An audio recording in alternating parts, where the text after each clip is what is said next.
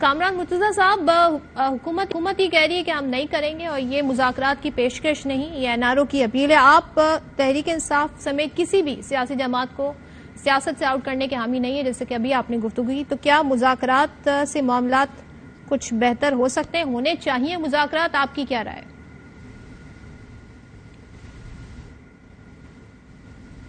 دیکھیے، جے یو آئی کے حوالے سے ہمارا ایک موقف واضح ہے، اور جب باقی پارٹیاں مذاکرات کر رہی تھیں تو بھی ہم نے ایک واضح سٹینڈ لیا ہوا تھا. 2-3 چیزیں ہیں، اس کو آپ ذہن میں رکھیے، اور اس کے بعد جو ہے نا وہ عمران خان کی آفر پہ ذرا غور کریے. ایک وہ شخص جو اپنی طاقت کے دور میں تکبر میں اتنا ڈوبا ہو کہ کسی سے ہاتھ ملانا پسند نہ کرے، لوگوں کو اچھے برے ناموں سے پکارتا رہے، جس وقت اس کے پاس گورنمنٹ ہو وہ کسی کے ساتھ بیٹھنا پسند نہ کرے. جب اس کی باری آئے گی تو کیا لوگ جو ہے وہ جو گوشت پوشت کے انسان ہیں، کیا وہ اس کے ساتھ بیٹھنا پسند کریں گے؟ آپ اس کا جواب خود سوچ لیجئے گا. دوسری بات یہ ہے کہ جب ایک شخص جو ہے جس کے حوالے سے جس کا ماضی یہ ہو کہ اس نے کسی وقت میں پارلیمان پہ حملہ کیا ہو، پی ٹی وی پہ حملہ کیا ہو، ہائی کورٹ پہ حملہ ہوا ہو، پھر اس کے بعد 9 مئی کا واقعہ ہوا ہو، تو کیا آپ اس کو سٹل جو ہے نا وہ ایک سیاسی طاقت کے طور پہ تسلیم کرتے ہیں؟ جے یو آئی کا واضح موقف ہے کہ ہم ان کو پولیٹیکل پاور نہیں مانتے ہیں، ہم ان کے ساتھ بیٹھنے کے لیے تیار نہیں ہیں. باقی لوگ پہلے بیٹھے تھے، اگر وہ بیٹھنا چاہیں تو وہ ان کی مرضی ہے. بہرحال یہ ہمارا سٹینڈ ہے، اس میں آپ کوئی اتفاق کرے یا اختلاف کرے، ہم ان کے ساتھ بیٹھنے کے لیے تیار نہیں ہیں. ٹھیک ہے، آپ کو پوائنٹ آ گیا. مجھے بنسوتا صاحب ذرا یہ بتا دیجیے گا، ابھی سوال اس پہ بھی اٹھ رہا ہے کہ پنجاب اور کے پی کی جو نگراں حکومتیں ہیں کیا اپنی مدت یہ پوری کر چکی ہیں؟ ان کا جو اس وقت تمام تر جو کام ہے وہ ایک غیر آئینی حیثیت اختیار کر گئے ہیں، کیا سلسلہ ہے؟ ذرا اس پہ روشنی ڈالیے گا قانونی پوائنٹ آف ویو سے. دیکھیں جی، جہاں تک انٹرم گورنمنٹس کام کر رہی تھی دونوں پروونسز میں، وہ اس پریمس پر کام کر رہی تھی کہ سپریم کورٹ نے ایک الیکشن کی ڈیٹ جو ہے وہ 90 ڈیز سے بیانڈ کر کے بیرسٹ منیمم پاسبل کے لیے دی تھی، جو 30 اپریل سے ہوتی 14 مئی تک آ گئی.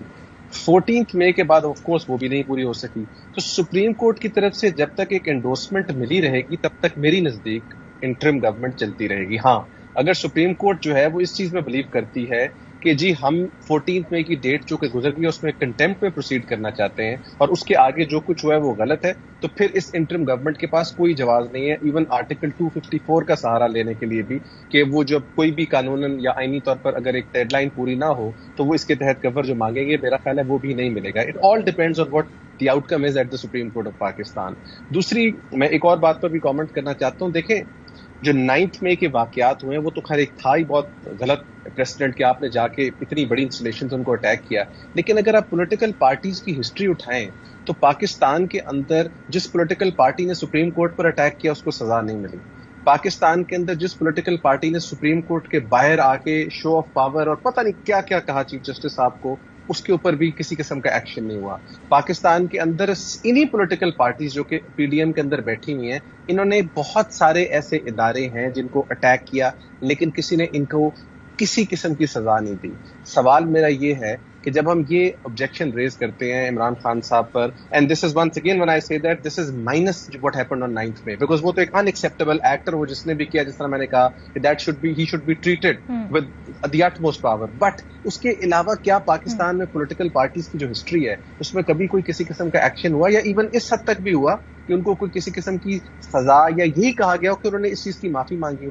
The question is right. میں ضرور سمجھتا ہوں کہ عمران خان صاحب کی جو سیاست ہے اس کے اندر ایک بڑا، میں سمجھتا ہوں اسٹرکٹ انہوں نے پوائنٹ آف ویو لیا ہوا تھا اور ریلیکس ہونا چاہیے، نیگوسیشن میں بلیو کرنا چاہیے. آج بھی پولیٹیکل پارٹیز کو نیگوشیٹ کر کے الیکشن کا حل نکالنا پڑے گا، اگر نہیں نکالیں گے تو یہ حالات خراب ہی رہیں گے.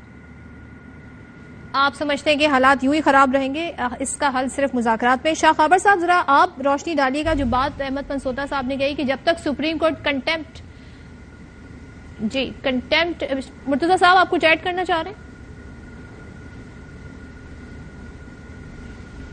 جی، میں اس میں رسپونڈ کرنا چاہ رہا تھا. وہ ایک بات ہمارے حوالے سے کر دی انہوں نے، وہ عمران خان کو اور ہمیں نہ اس میں مکس کیا جائے، اس طرح سے نہ ملایا جائے. اس کی ریزن ہے جب بھی ان کی طرف سے جہاں پہ بھی معاملہ آیا پارلیمان میں یا جس جگہ پارلیمان پہ حملے کا، ٹی وی پہ حملے کا، وہاں پہ یا ہائی کورٹ میں حملے کا، یا ابھی 9 اور 10 مئی والے واقعات میں وہاں تشدد ہوا. ہمارے جتنے بھی جو ہے نا لانگ مارچز تھے اس میں دھرنا تھا، اس میں کہیں پہ تشدد نہیں ہوا. یہ ایک بات. دوسری بات یہ ہے کہ ہم نے پرمیشن لی ہے باقاعدہ ڈسٹرکٹ ایڈمنسٹریشن سے. میں نے خود اپنے سائن سے اپلیکیشن فائل کی ہے. یہ دوسری بات. اور تیسری بات یہ کہ فرض کریں کہ اگر آپ یہ سمجھتے ہیں، یہ آپ کا یہ سمجھتے ہیں کہ سپریم کورٹ جو ہے وہ اس وقت بینچ کے تشکیل کے حوالے سے یا باقی معاملات کے حوالے سے درست نہیں جا رہی، تو آپ کے پاس اس احتجاج کے علاوہ اور کوئی راستہ ہے بھی یا نہیں ہے، یا پھر اپنے آپ کو جو ہے نا وہ نیچے لیٹ کے اور اس کو کہیں کہ جس کو چھری چلاتے جائیں، جس کو مرضی جو ہے نا وہ آپ ریلیف جو بھی دیتے جائیں، بنتی ہے یا نہیں بنتی ہے. تو وہ ہم نے جو احتجاج کیا، احتجاج کرنا ایک دستوری حق تھا، دستور کے تحت کیا. 144 کی بات کریں گے. ڈسٹرکٹ ایڈمنسٹریشن کے پاس 3 دن پہلے درخواست فائل ہوئی، ہم نے پرمیشن لیا، اس کے بعد اور ایک گملہ بھی نہیں ٹوٹا. ٹھیک ہے سر آپ کہہ رہے ہیں گملہ بھی نہیں ٹوٹا. شاہ خبر صاحب آپ اس پر رسپونڈ کریں گے؟ جو اس وقت ہم دیکھ رہے ہیں عدلیہ بامقابلہ اتحادی حکومت، یہ کنفرنٹیشن کہاں پر جائے گا معاملہ اس سلسلے میں؟ ان ساری سچویشن میں ایک جو چیز ہے وہ یہ کہ انتخابات ہونے کے پی پنجاب کے حوالے سے بالخصوص، آپ اس پہ کیا تبصرہ کیجیے گا؟ دیکھیے بات یہ ہے کہ یہ ایک بڑی لمبی بحث ہے.